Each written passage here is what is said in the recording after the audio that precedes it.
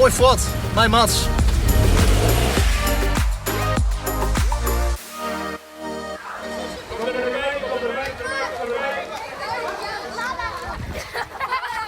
Even een activiteit voor de band. We doen even baldoeken.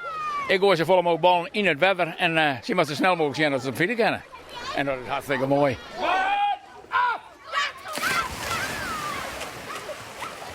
Ze hadden wel aardig iets honden, hè? Dit is altijd geweldig. Dit is altijd prachtig, want het is simpel en iedereen kan meedoen. En dat is het mooie van dit spel. Je hebt toch dit al een heel skoft. Ah, we doen alle jaren dat we dit beleven. En dan doen we straks ook nog even niet dieper voor de grote jongens vanzelf, hè? Want dat is even wat moeilijker. Maar dan gooi ik in op 3,25. Dan moet ze aardig aan doeken. Ja, maar dat is nog gelijk het mooie, dat is de uitdaging. Dus helemaal goed.